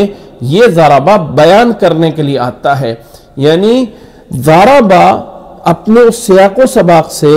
اس کا لفظی معنی اگرچہ کسی کو ضرب دے کے مارنا ہوتا ہے، لیکن اثر اس کا معنی ہے ایکشن کرنا۔ وہ کیا ایکشن ہو سکتا ہے وہ آگے والا جملہ یہ بتا رہا ہوتا ہے کہ اس کا کیا معنی ہے۔ تو اللہ تعالیٰ نے یہاں پہ فرمایا ان اللہ لا یستحی ان یضرب مثلا، اس مثلا کو نکرہ رکھ دیا ہے تاکہ پیچھے آنے والی مثال یا بعد میں دی جانے والی مثال یا اس میں جو ہے وہ کوئی بھی چیز ہو، اور ایک اس کا مفہوم یہ ہے کہ یہاں مثلا سے مراد مثال نہیں ہے، بلکہ ذرا مسئلہ سے مراد جو ہے وہ کوئی بھی اللہ تعالیٰ کا حکم ہے، وہ چھوٹا ہو یا بڑا ہو۔ اب اس حکم کو آگے مثال میں ہو، جیسے اللہ تعالیٰ نے زمین و آسمان کی بھی چیزیں بیان کی ہیں، اور اللہ تعالیٰ نے چھوٹے چھوٹے رزق زمین سے چیزیں اگنا اور یہ چیزیں بھی بیان کی ہیں۔ تو ان یضرب مثلا کا مطلب اللہ تعالیٰ جو بھی بیان کرے، وہ چاہے کسی مچھر سے مچھر کی بات کرے، کسی چھوٹی مخلوق کی، یا اللہ تعالیٰ کسی بھی بڑی مخلوق کی بیان کرے، اللہ تعالیٰ کو کسی کا کوئی شرم یا کسی کا کوئی لحاظ نہیں ہے۔ وہ اللہ تعالیٰ غنی حمید ہے، وہ بے نیاز ہے، اس سے نہیں تعلق ہے کہ میں یہ جو چیز بیان کر رہا ہوں لوگ مجھے کیا کہیں گے یا سننے والے کیا کہیں گے۔ تو ان اللہ لا یضرب مثلا، ایک اس کا معنی مثال اور ایک اس کا معنی کوئی بھی بیان، اور مثال سے کون سی مثال مراد ہے؟ وہ جو مکھی والی اللہ نے دی ہے؟ نہ، کوئی بھی ہو سکتی ہے، پیچھے والی منافقوں کی یا یہودیوں کی، اور اسی طرح جنت کے پھل مشابہ کی کوئی بھی مثال ہو سکتی ہے، اور اللہ تعالیٰ کو اس کے بیان کرنے میں کوئی ہچکچاہٹ یا کوئی رکاوٹ نہیں ہے۔ یہ معنی ہے ان اللہ لا یستحی ان یضرب مثلا ما بعوضۃ فما فوقها ما، اس ما کو دوبارہ سے سمجھ لیجئے کہ مثلا ما، یہ جو ما ہے یہ نکرہ کرنے کے لیے اور عموم، یعنی کسی چیز کو نکرہ میں اور گہرا کرنا ہو، کسی چیز کو نکارت میں اور ڈالنا ہو، کوئی بھی چیز، اینی تھنگ، کوئی بھی، اس کے لیے ما آتا ہے۔ مثال کے طور پہ عربی میں اگر میں کہہ دوں کتاب، تو اس کا معنی کوئی بھی کتاب ہے، کوئی بھی کتاب۔ لیکن اگر میں کہہ دوں کتاب ما، کوئی بھی کتاب، تو اب یہ جو ما ہے، یہ جو اس میں کوئی بھی کتاب ہو سکتی تھی، اس کتابوں کو اور آگے زیادہ نکارت میں لانے کے لیے کہ کسی طرح کی کوئی چیز۔ اب یہ ہے آگے اس ما کی تفسیر ہے، الگ سے وضاحت، بعوضۃ فما فوقہا۔ اب یہ جو بعوضۃ فما فوقہا، یہ جو ہے نکلا ہوا ہے اس ماں سے آگے جو ہے، یعنی گویا کہ ماں سے بدل بن کے یا ماں کی تفسیر بن کے یہ آ رہا ہے بعوضۃ فما فوقہا۔ ایک اس کا آخری مفہوم ہے اور وہ بھی میں بیان کر دیتا ہوں، اللہ عالم، اللہ تعالیٰ ہی بہتر جانتا ہے کہ اللہ تعالیٰ نے اپنی کتاب میں کیا کچھ بیان کر دیا ہے، اور وہ یہ ہے کہ یہاں پہ ان یضرب مثلا، یہ گویا کہ الفاظ یہ ہیں کہ اللہ تعالیٰ بیان کرے کسی بھی مثال کو، کیونکہ ضرب المثل جو ہے، ضرب مثل، اب یہ جو یہی یضرب مثلا میں یہ بھی ایک مفہوم آ جاتا ہے کہ اللہ تعالیٰ گویا کہ یہ کہنا چاہ رہا ہے کہ اللہ جو بھی کرے، یعنی جو بھی کرے، اب پیچھے پھلوں کو کہا تھا نا کہ ایک پھل اس طرح کے ہیں، یا اللہ تعالیٰ جو بھی کرے، چھوٹی چیز ہو یا بڑی، گویا کہ نتیجہ یہ نکلا جا رہا ہے کہ بظاہر تو اللہ تعالیٰ لفظ مثال بول رہا ہے، لیکن اس مثال سے کوئی چیز بھی ہو سکتی ہے، تو گویا اللہ تعالیٰ یہ کہنا چاہتا ہے کہ ان اللہ علی کل شیء قدیر ہے، اللہ تعالیٰ پیدا کرنے والا ہے کسی بھی چیز کو، کسی بھی مچھر کو یا اس سے بڑے کوئی، یضرب مثلا ما، کہ اللہ تعالیٰ کوئی بھی کام کرے، چھوٹا ہو یا بڑا ہو، تو اللہ تعالیٰ کو کسی سے پوچھنا نہیں پڑتا ہے، اور اللہ تعالیٰ کو کسی کا لحاظ نہیں رکھنا پڑتا ہے۔ گویا کہ ان یضرب مثلا، یہ ایزے اللہ تعالیٰ کے فعال لما یرید پہ معنی دے رہا ہے، صرف بیان پہ نہیں آ رہا ہے، بلکہ اللہ کے فعل کامل پہ آ رہا ہے۔ یہ سارے کے سارے معانی اس ان یضرب مثلا میں ہو سکتے ہیں۔ عموماً ایک ظاہری معنی مثال بیان کرنا، دوسرا اللہ تعالیٰ کوئی حکم دینا، تیسرا اللہ تعالیٰ کوئی بھی کام کرنا چاہتا ہے، چھوٹا یا بڑا، کسی کام پہ اللہ تعالیٰ کو کسی سے پوچھنا نہیں پڑتا ہے۔ اللہ تعالیٰ کے نے جب یہ چیز بیان کی تو یہ چیز تمہید ہے، اور اس کا رزلٹ آگے یہ آ رہا ہے فَأَمَّا الَّذِينَ آمَنُوا، یہ فا تعقیب کے لیے، یعنی پیچھے والے کے اوپر جب پیچھے والی بات مان لی تو اگلی بات یہ ہے فَأَمَّا الَّذِينَ آمَنُوا فَيَعْلَمُونَ أَنَّهُ الْحَقُّ مِنْ رَبِّهِمْ۔ اللہ تعالیٰ جو کچھ بھی بیان کرتا ہے قرآن مجید کی شکل میں، اب یہ اشارہ ہے نا انہو الحق، تو پیچھے اللہ تعالیٰ نے جو مثال ان یضرب مثلا میں، پھر اگلی اس ٹکڑے میں اس کو حق کے ساتھ بیان کیا گیا ہے، تو اس مثلا میں اللہ کے احکامات جو اللہ نے قرآن مجید میں دیے ہیں، اس یضرب مثلا میں اللہ کے وہ احکامات بھی آ رہے ہیں کہ اللہ تعالیٰ نے جو بھی احکامات دیے ہیں، اللہ تعالیٰ کو کسی سے کوئی لحاظ یا شرم و حیا نہیں ہے۔ اللہ تعالیٰ جو بھی فَأَمَّا الَّذِينَ آمَنُوا، جو ایمان لانے والے ہیں، وہ جانتے ہیں انہو، یہ اللہ تعالیٰ کی طرف سے جو بیان آیا ہے یہ الحق من ربہم، یہ ان کے رب کی طرف سے حق ہے، یہ ان کے رب کی طرف سے حق ہے۔ فَأَمَّا الَّذِينَ آمَنُوا، پر جو لوگ ایمان لائے وہ جانتے ہیں کہ یہ ان کے رب کی طرف سے حق ہے۔ وَأَمَّا الَّذِينَ كَفَرُوا، اور جنہوں نے کفر کیا، جو انکار کرتے ہیں، فَيَقُولُونَ مَاذَا أَرَادَ اللَّهُ بِهَذَا مَثَلًا، وہ کہتے ہیں کہ اللہ تعالیٰ یہ مثال دے کر یا یہ حکم دے کر یا یہ چیز بیان کر کے کیا چاہتا ہے؟ ماذا اراد اللہ بہذا مثلا، ایمان والے کہتے ہیں یہ حق ہے ہمارے رب کی طرف سے، اس کو ایمان لاتے ہیں، اور انکار کرنے والے کافر کہتے ہیں اللہ تعالیٰ یہ چیز دے کر کیا چاہتا ہے، وہ اللہ تعالیٰ کے اوپر اس میں نقطہ چینی کر رہے ہیں، نکالنا چاہتے ہیں کہ اللہ تعالیٰ کا اس میں کیا مطلب ہے۔ پھر اللہ تعالیٰ نے فرمایا کہ جو کچھ بھی اللہ تعالیٰ بیان کرتا ہے، جو کچھ بھی اللہ تعالیٰ بھیجتا ہے، یضل بہ کثیرا ویہدی بہ کثیرا، اللہ تعالیٰ یضل بہ، اب یہ ہی ضمیر کا مرجع پیچھے مراد کیا ہے؟ کیا یہ مثل ہے اور اس مثل سے مراد پیچھے مثلا ما ہے، اور پیچھے دیے جانا اس مثل سے مراد اوتو بہ متشابہن ہے، یا اس اوتو بہ متشابہن کی بجائے پیچھے جو ہے وہ مثلہم کمثل الذی استوقد نارا، یعنی اللہ تعالیٰ آگے چل کے جب یہ کہہ رہا ہے یضل بہ، اس ہی سے مراد کیا ہے؟ اگر ہم اس یضل بہ سے مراد یہ لینا چاہتے ہیں تو جب ضمیر ہوتی ہے تو پیچھے کلام کے اندر کوئی نہ کوئی چیز موجود ہوتی ہے جس طرف لوٹ رہی ہے، تو یضل بہ ضمیر کا مرجع آیا یہ مثلاً ہے، ماذا اراد اللہ بہذا مثلا۔ اگر ہم یضل بہ ضمیر کا مرجع مثلاً لے کے آئیں تو اس اکیلی ایک مثال سے اللہ تعالیٰ گمراہ کرتا ہے اور ہدایت دیتا ہے، کیا یہ بیان کا مقصد ہے؟ نہیں، جب بیان کا مقصد یہ ہے کہ اللہ تعالیٰ اس مثال کو جس قرآن مجید میں بیان کر رہا ہے تو ان یضرب مثلا ما بعوضۃ سے پھر عام لینا پڑے گا کہ اللہ تعالیٰ جو بھی احکام دے رہا ہے اپنی کتاب میں وہ چھوٹے ہیں یا بڑے ہیں، اس لیے کہ آگے چل کے جب ان کو کافروں کی زبان میں مثلا کہا ہے تو اگلی ہی ٹکڑے میں کہا یضل بہ کثیرا ویہدی بہ کثیرا، گویا کہ یہاں پر اللہ تعالیٰ یضرب مثلا ما بعوضۃ میں اللہ تعالیٰ مراد لے رہا ہے جو بھی اللہ تعالیٰ بیان دے رہا ہے، چاہے وہ بیان چھوٹا ہے چاہے وہ بیان بڑا ہے، وہ اللہ کی طرف سے ہے تو ایمان والے اس پہ ایمان لاتے ہیں، فَيَعْلَمُونَ أَنَّهُ الْحَقُّ مِنْ رَبِّهِمْ۔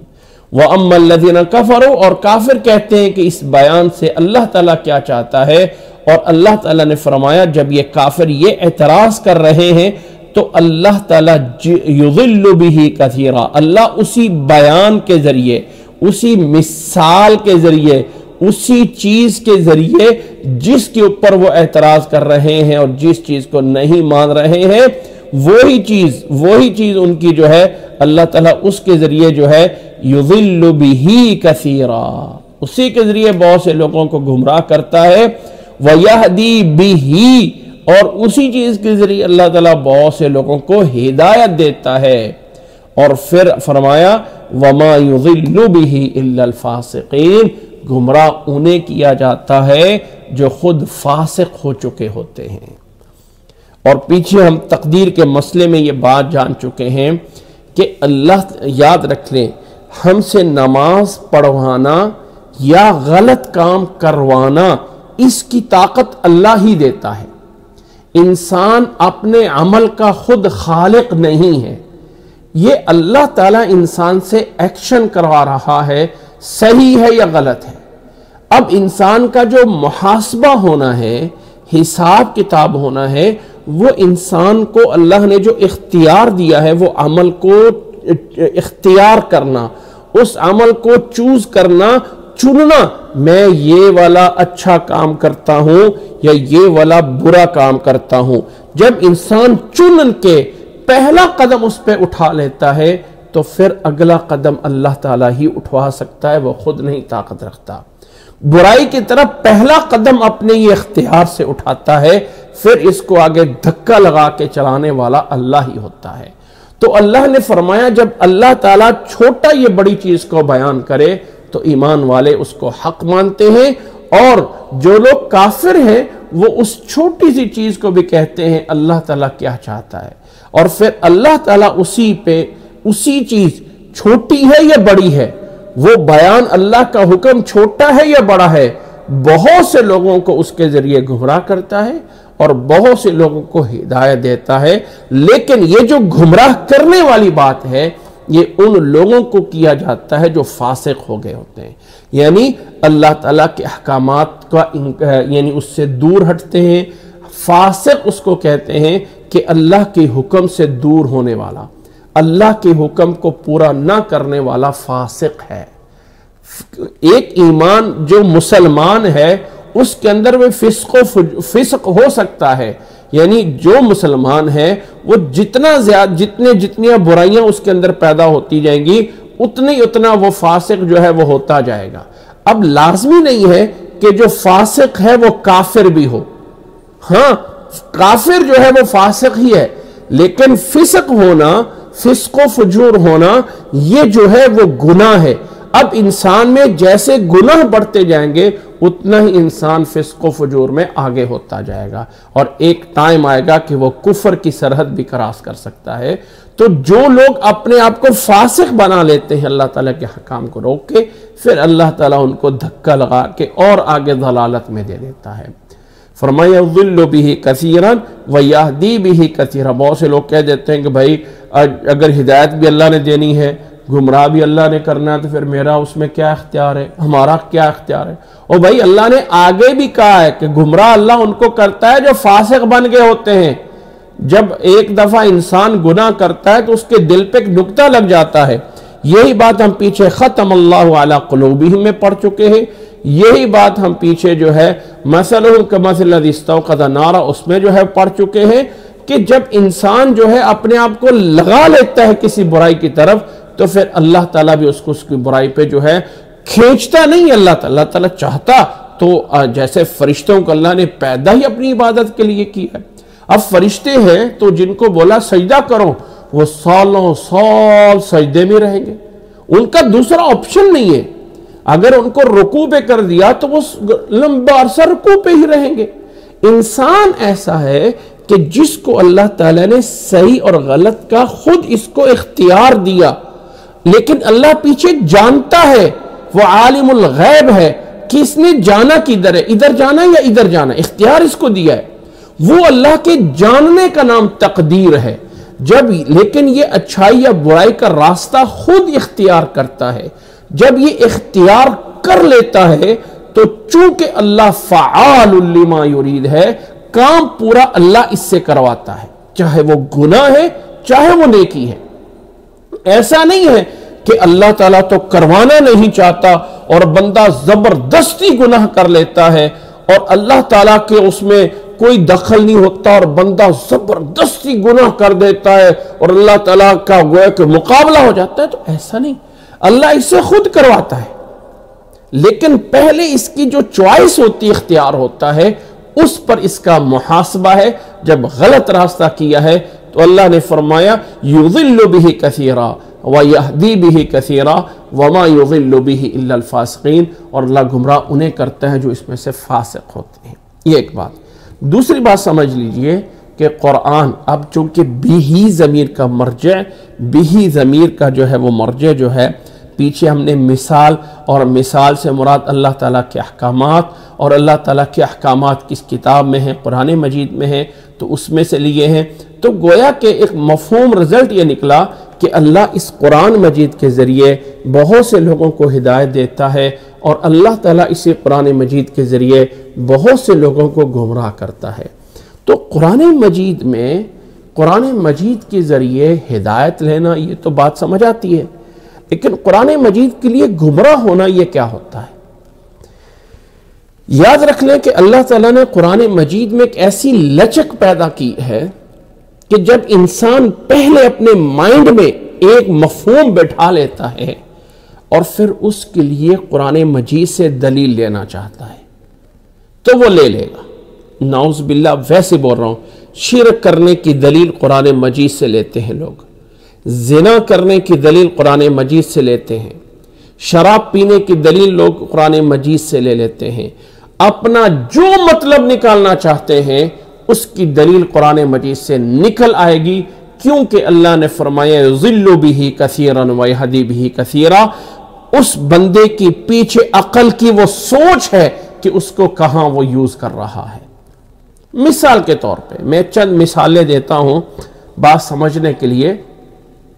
یوسف علیہ السلام کا واقعہ ہے جس میں اللہ تعالیٰ نے یوسف علیہ السلام کے بارے میں فرمایا ہے کہ یوسف علیہ السلام جب مصر میں بڑے ہو گئے اور ان کے بھائی اور ان کے والدین مصر میں پہنچے تو وہاں پہ اللہ تعالیٰ نے یوسف علیہ السلام کے بارے میں فرمایا وَخَرُّوا لَهُ سُجَّدًا وَخَرُّوا لَهُ سُجَّدًا کہ سورۃ یوسف کی آیت نمبر 100 میں اللہ تعالیٰ نے فرمایا ہے وَرَفَعَ أَبَوَيْهِ عَلَى الْعَرْشِ، یوسف علیہ السلام نے اپنے والدین کو اور بھائیوں کو جب عرش پہ اپنے تخت پہ بلایا وَخَرُّوا لَهُ سُجَّدًا وَخَرُّوا لَهُ سُجَّدًا، اب ان بھائیوں نے یا ابوین نے یوسف علیہ السلام کے لیے سجدہ کیا۔ وَقَالَ يَا أَبَتِ هَذَا تَأْوِيلُ رُؤْيَايَ مِن قَبْلِ، اے میرے والد یہ ہے وہ اس خواب کی تعبیر جو میں نے بچپن میں دیکھا تھا، قَدْ جَعَلَهَا رَبِّي حَقًّا، میرے رب نے اس خواب کو سچا کر دکھایا ہے۔ بچپن کا خواب کیا تھا؟ 11 ستارے اور سورج اور چاند مجھے سجدہ کر رہے ہیں۔ آج بھائیوں کا یہ ہونا مجھے جو ہے ایسا لگ رہا ہے کہ اللہ نے اس خواب کو پورا کر دیا۔ بہرحال یہاں پہ لفظ خروا لہ سجدہ سے کوئی بندہ یہ تعبیر لیتا ہے کہ غیر اللہ کو سجدہ کیا ہے، یوسف علیہ السلام کو سجدہ کیا ہے، اور یہ بات قرآن مجید میں بیان ہوئی ہے۔ اور قانون یہ ہے یا رول یہ ہے کہ پہلے قوموں کے احکامات ہمارے لیے بھی حکم رکھتے ہیں جب تک کہ ہماری شریعت نے اس کو منسوخ نہ کیا ہو۔ پہلی شریعت کا پیچھے ہم نے پڑھ لیا تھا وَالَّذِينَ يُؤْمِنُونَ بِمَا أُنزِلَ إِلَيْكَ وَمَا أُنزِلَ مِن قَبْلِكَ، اس میں یہ بات کہ پہلی شریعت کے احکامات موسیٰ علیہ السلام کے، ابراہیم علیہ السلام کے، یوسف علیہ السلام کے، عیسیٰ علیہ السلام کی شریعت کے احکامات ہمارے لیے بھی احکامات ہیں 2 شرطوں کے ساتھ۔ نمبر 1 ان کا ثبوت آ جائے، ثابت ہونا کہ واقع تک اس شریعت میں یہ حکم تھا، اور اس کے ثبوت کے ہمارے پاس صرف 2 راستے ہیں، ایک اللہ بتا دے اپنے قرآن میں یا ہمارا نبی بتا دے اپنی حدیث میں، بس۔ اس کے علاوہ جو ذریعے ہیں جو ان قوموں کے اپنے ذرائع ہیں اس میں انہوں نے رد و بدل کر دی تھی، تو ان 2 ذریعوں سے اگر پچھلی کسی قوم کا کوئی مسئلہ آ جائے تو وہ ہمارے لیے بھی شریعت رکھتا ہے، ہمارے لیے بھی شریعت رکھتا ہے۔ دوسری شرط یہ ہے کہ ہماری شریعت نے اس کو منسوخ نہ کیا ہو، منسوخ نہ کیا ہو، یعنی اس حکم کو ختم نہ کیا ہو۔ اب اگر کوئی کہے کہ یوسف علیہ السلام کی شریعت میں جو سجدہ کیا تھا یوسف علیہ السلام کو وہ سجدہ تعظیمی تھا، وہ سجدہ عبادت تھا، جو بھی تھا، کیونکہ قرآن مجید میں تو نہیں بیان کیا، اتنا ہے کہ سجدہ ہوا تو ہے نا، چاہے عظمت کا کہہ لیں، تعظیمی کہہ لیں، ہوا تو ہے نا۔ تو جب ان کو سجدہ ہوا ہے تو کیا ہم اس میں کر سکتے ہیں آج کے دور میں کسی انسان کو، اپنے باپ کو، اپنی کسی چیز کو؟ تو سامنے رکاوٹ آ جائے گی۔ اللہ کے نبی صلی اللہ علیہ وسلم کی وہ حدیث جس میں آپ صلی اللہ علیہ وسلم نے فرمایا کہ اگر میں سجدے کی اجازت دیتا تو بیوی کو کہتا کہ خامد کو سجدہ کرو، لیکن سجدے کی اجازت نہیں ہے، بیوی اپنے خامد کو سجدہ نہیں کر سکتی، اللہ کے علاوہ کسی کو نہیں کیا جا سکتا ہے۔ تو اب کوئی بولنے والا یہ کہتا ہے کہ قرآن سجدے کی اجازت دے رہا ہے اور حدیث منع کر رہی ہے، تو ہم قرآن کو مانیں گے یا حدیث کو مانیں گے؟ ذرا اس کی دلیل لینے کا، عقل کی بات دیکھیں۔ یہ ہے وہ بات یضل بہ کثیرا ویہدی بہ کثیرا، اسی قرآن مجید کے ذریعے اللہ تعالیٰ بہت سے لوگوں کو گمراہ کرتا ہے۔ کیوں؟ کہ اس نے پہلے سے سوچ لیا کہ میں نے اس کو سجدہ غیر اللہ کو ثابت کرنا ہے، تو دلیل قرآن مجید سے مل گئی۔ ایک اور مثال، اللہ تعالیٰ نے قرآن مجید میں جنت کی صفتیں بیان کرتے ہوئے فرمایا ہے رحیق مختوم، جنت میں جو شراب دی جائے گی، جنت میں جو شراب دی جائے گی وہ جو ہے رحیق مختوم ہوگی۔ سورۃ مطففین کی آیت نمبر 2 میں دیکھ لیجئے، اللہ نے فرمایا یسقون من رحیق مختوم ختامہ مسک، جنت میں جو انہیں دیا جائے گا اس میں ایک شراب ہوگی جو مہر لگی ہوگی، یا جیسے اللہ تعالیٰ نے قرآن مجید میں جو جنت کی نعمتیں بیان کی ہے اس میں یہ بھی کہا ہے کہ خمر لذت للشاربین، کہ جو جنت میں نعمتیں دی جائیں گی، سورۃ محمد کی آیت نمبر 15 میں فرمایا ہے جنت میں جو نہریں ہوں گی وَأَنْهَارٌ مِّنْ خَمْرٍ لَذَّةٍ لِلشَّارِبِينَ، اور جنت میں شراب کی بھی نہر ہوگی، شراب کی بھی نہر ہوگی، وَأَنْهَارٌ مِّنْ خَمْرٍ لَذَّةٍ لِلشَّارِبِينَ۔ اب جو چیز جنت میں حلال ہے وہ دنیا میں حرام کیسے ہو سکتی ہے؟ چاہے تو میں اس بات پہ زور لگا کے کر دوں گا یہ بات کہ وہ لوگوں دنیا میں جو چیز جنت میں حلال ہے اس کو آخرت دنیا میں کیسے حرام ہو سکتی ہے؟ رہی وہ آیات تو وہاں پہ میں اور معنی کر دوں گا خمر کے، تو بات آگئی کہ نہ آگئی کہ یضل بہ کثیرا ویہدی بہ کثیرا۔ جب انسان پہلے اپنے دماغ میں ایک بات لے کے آ جائے اور پھر کہے کہ میں اس کی دلیل لینا چاہتا ہوں اللہ کے کتاب سے، تو کوئی نہ کوئی کھینچ تانی سے نکال لے گا، اور یہی ہے اس کی گمراہی۔ ایک اور مثال دیکھ لیجئے،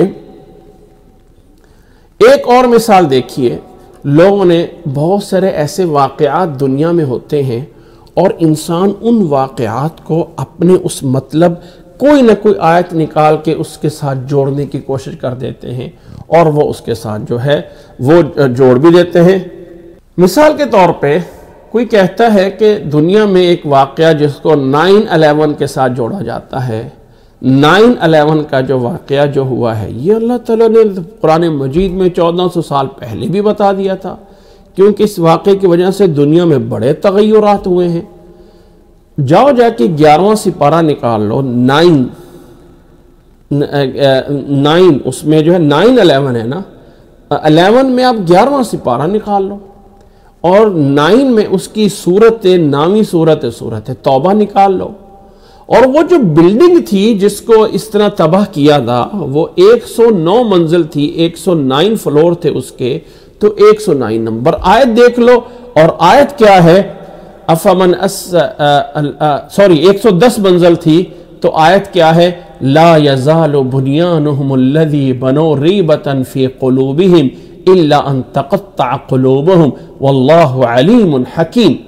سورت توبہ 110 نمبر آیت، نامی سورت، 11واں سپارہ۔ آیت کیا ہے؟ یہ بلڈنگ ہمیشہ ان کے دلوں میں ایک ریب بن کے، شک بن کے جو ہے وہ کھٹتی رہے گی، الا ان تقطع قلوبهم، یہاں تک کہ ان کے دل جو ہے وہ ٹکڑے ہو جائیں، اور اللہ تعالیٰ علیم حکیم ہے، جاننے والا اور حکمت والا ہے۔ لو جی یہ آیت آ گئی ہے اس واقعے کی دلیل کے لیے۔ تو اس طرح کر کے کتنے مرضی دلیلیں نکالتے جائیں، کتنی دلیلیں نکالتے جائیں۔ اسی طرح میں نے آپ لوگوں کو پیچھے سورۃ بقرہ میں ایک آیت بتائی تھی، سورۃ بقرہ کے اندر تیسری آیت، آیت نمبر 3، اللہ تعالیٰ نے کیا فرمایا؟ ذَلِكَ الْكِتَابُ لَا رَيْبَ فِيهِ هُدًى لِّلْمُتَّقِينَ الَّذِينَ يُؤْمِنُونَ بِالْغَيْبِ، جو لوگ غیب پہ ایمان لاتے ہیں۔ اب اس غیب کا معنی کیا ہے؟ کیا معنی غیب کا؟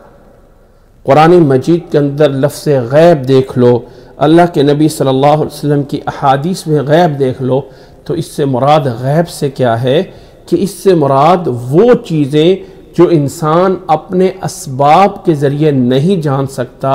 اللہ نے ان کو پوشیدہ رکھا ہوا ہے۔ وہ جنت، وہ جہنم، آخرت کے احوال، قبر میں کیا ہونا ہے، ہم ان کے اوپر ایمان لاتے ہیں۔ وہ چیزیں ہم سے غائب ہیں، اللہ تعالیٰ سے تو کوئی چیز غائب نہیں ہے، تو ہم اس پہ ایمان لاتے ہیں۔ اب اگر کوئی ماننے والا کہے کہ یہاں غیب سے مراد خاص قسم کا غائب بندہ ہے، اور وہ ہمارا ایک امام ہے جو غائب ہو کے غار میں چلا گیا ہوا ہے اور ہم اس کو مانتے ہیں، اس کی دلیل قرآن مجید کی آیت نمبر 3 ہے۔ متقی وہ لوگ ہیں جو اس غائب امام کو مانتے ہیں۔ تو اب کیا جواب دیں گے؟ مسئلہ وہیں پہ آئے گا کہ اللہ تعالیٰ نے فرمایا ہے یہ قرآن مجید یضل بہ کثیرا ویہدی بہ کثیرا، اللہ تعالیٰ بہت سے لوگوں کو گمراہ کرتا ہے اور بہت سے لوگوں کو ہدایت دیتا ہے، لیکن گمراہ کون ہوں گے؟ وما یضل بہ الا الفاسقین، گمراہ وہ ہوں گے جو فاسق ہوں گے، جو منکر بنے کھڑے ہیں، جو پہلے سے کوئی بندہ مطلب دماغ میں رکھ لے، اپنا ایک نظریہ سوچ مسئلہ بنا لے اور پھر کہے کہ میں نے اس کی دلیل لینی ہے قرآن مجید سے، تو یاد رکھ لیں یہ جائز نہیں ہے۔ قرآن ایسی کتاب ہے کہ آپ کو اپنا ذہن خالی لے کے اس فرقہ واریت کو اور اس عصبیت کو چھوڑ کے خالص اللہ کی اور اللہ کے رسول کی بات کو سننے کے لیے آنا ہے، پھر جو راستہ ملتا جائے۔ اللہ نے یہ بتایا،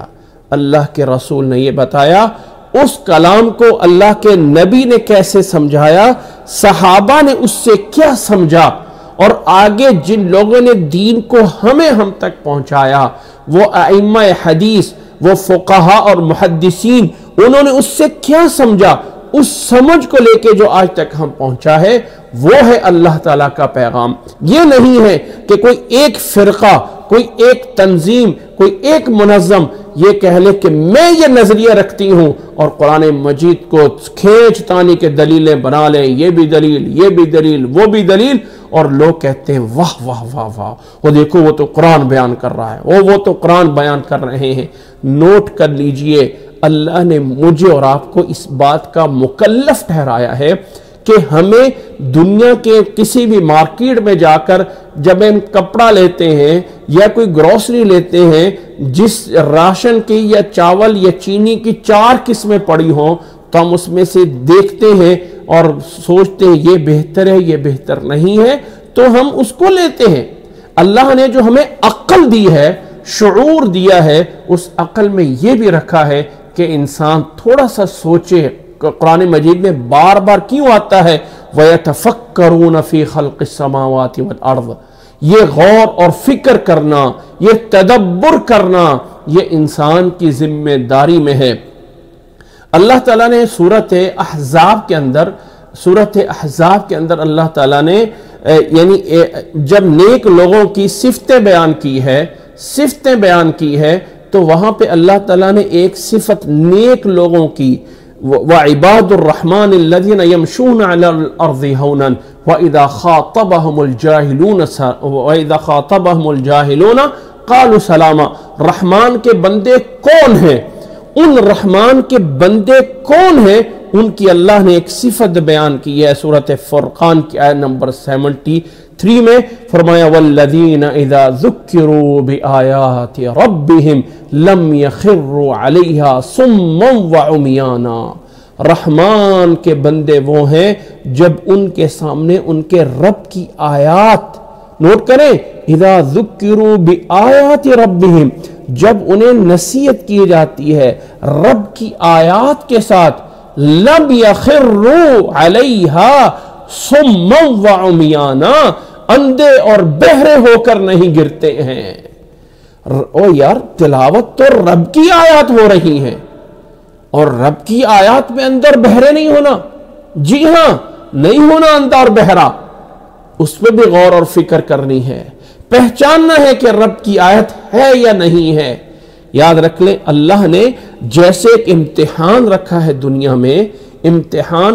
دنیا کے مشاغل، زیب و زینت، لذتوں کو چھوڑ کے دین پہ عمل کرنا، یہ ایک امتحان ہے، یہ امتحان ہے۔ افحسبتم انما خلقناکم عبثا، یعنی انسان فضول نہیں ہے، یعنی کہ یہ نہیں ہے کہ انسان کو کوئی آزمائے، یہ دنیا کو چھوڑ کے، لذتوں کو چھوڑ کے اور احکامات پہ عمل کرنا جس طرح ایک امتحان ہے، اسی طرح ایک دوسرا امتحان بھی ہے کہ اس دین میں سے صحیح چیز کو تلاش کرنا۔ اور جب انسان راستے کی تلاش کے لیے نکل پڑتا ہے تو اللہ تعالیٰ نے فرمایا ہے وَالَّذِينَ جَاهَدُوا فِينَا لَنَهْدِيَنَّهُمْ سُبُلَنَا، فرمایا وَالَّذِينَ جَاهَدُوا فِينَا لَنَهْدِيَنَّهُمْ سُبُلَنَا، جو لوگ بھی محنت کریں گے، سورت عنکبوت کی آیت نمبر 69 میں فرمایا والذین جاہدوا فینا، جو لوگ ہمارے اس یعنی دین کو لینے کے لیے ہمارے بارے میں محنت کرتے ہیں، لَنَهْدِيَنَّهُمْ سُبُلَنَا، ہم ان کو اپنا راستہ ضرور دکھا دیں گے، وَإِنَّ اللَّهَ لَمَعَ الْمُحْسِنِينَ، اور اللہ تعالیٰ محسنین کے ساتھ ہے۔ تو مطلوب ہے وہ کوشش، مطلوب ہے وہ طلب، یہ نہیں ہے کہ انسان کہے جی میں تو اندھا بہرا ہوں، مجھے کیا پتہ ہے، وہ بتا رہا ہے غلط تو اس کے اوپر نہیں، تیرے اوپر بھی ایک ذمہ داری ہے۔ اگر میں آپ کو بتا دوں کہ یہ میرے پاس چیز ہے اور یہ میں آپ کو جو ہے وہ $1000 کی دے رہا ہوں، تم کہو گے یار وہاں پہ تو $10 کی مل رہی ہے، تم کہو گے نہیں یار یہ ٹھیک ہے، مجھے یہ 1000 لو دے، نہیں، وہاں سوچو گے آخر یہ چیز جو ہے یہاں پہ 100 کی مل رہی ہے، وہاں پہ 1000 کی مل رہی ہے، یہاں پہ 10 کی مل رہی ہے، تو کیوں؟ جو وہ سوچ چاہیے وہ اس دین کے اندر دین کے اندر عمل کرنے میں صحیح اور غلط کا کرنا، یہ بھی ایک ذمہ داری ہے، یہ دوسرا امتحان ہے، یہ دوسرا امتحان ہے۔ شیطان ہمیشہ انسان کو کافر نہیں بناتا، بلکہ اسی اعمال جس پہ وہ لگا ہوا ہے، اسی عمل کو، اسی نیکی کو اس کے لیے ناجائز بنائے گا، کہ کسی طریقے سے یہ نیکی جو کر رہا ہے یہ نیکی ہی اس کی ناجائز کر دو۔ تو اس لیے یاد رکھ لیں یضل بہ کثیرا ویہدی بہ کثیرا وما یضل بہ الا الفاسقین، مگر اللہ گمراہ کرتا ہے ان لوگوں کو جو فاسق ہو گئے ہوں۔ ہر ایک نہیں ہے کہ یہ قرآن تو ہمیں گمراہ کرتا ہے، قرآن تو ہمیں گمراہ کرتا ہے، اور فاسق وہ لوگ ہیں جو پہلے نظریے بنا لیتے ہیں اور پھر قرآن مجید کی آیات کو ان پہ کھینچ کے لگاتے ہیں، تو سمجھ لیں کہ یہ فاسق ہے۔ فاسق ہیں وہ لوگ جو قرآن مجید کی آیات کو اپنے مطلب کے لیے استعمال کرتے ہیں۔ اللہ تعالی ہمیں وہ ہدایت عطا فرمائے جس ہدایت کے لیے کہا گیا ہے وَيَهْدِي بِهِ كَثِيرًا وَيَهْدِي بِهِ كَثِيرًا۔ اللہ تعالیٰ اس کے ذریعے بہت سے لوگوں کو ہدایت دیتا ہے، اور اللہ تعالیٰ یہ با جو ہے نا با سببیہ ہے، اس کے بسبب اس قرآن مجید کے بسبب، اس اللہ تعالیٰ کے احکامات کے بسبب جو اللہ نے پیچھے بیان کیے ہیں، فرمایا وَمَا يُضِلُّ بِهِ إِلَّا الْفَاسِقِينَ، اور اللہ تعالیٰ گمراہ انہی کو کرتا ہے جو فاسق ہے۔ اس لیے جب انسان یہ بیان کرتا ہے کہ قرآن مجید تو اللہ تعالیٰ جس کو چاہے ہدایت دے، جس کو چاہے گمراہ کرے، تو میں کیا کروں، میرا کیا قصور ہے؟ فرمایا اللہ تعالیٰ نے آگے بھی کہا ہے، اس آیت کے اس ٹکڑے کو لوگ جو ہے وہ گھوم جاتے ہیں، بھلا دیتے ہیں۔ اللہ نے کہا ہے وَمَا يُضِلُّ بِهِ إِلَّا الْفَاسِقِينَ، اللہ تعالیٰ گمراہ انہیں کو کرتا ہے جو فاسق ہو گئے ہوئے ہیں۔ اللہ تعالیٰ ہمیں سمجھنے کی اور اللہ تعالیٰ ہمیں عمل کرنے کی توفیق عطا فرمائے۔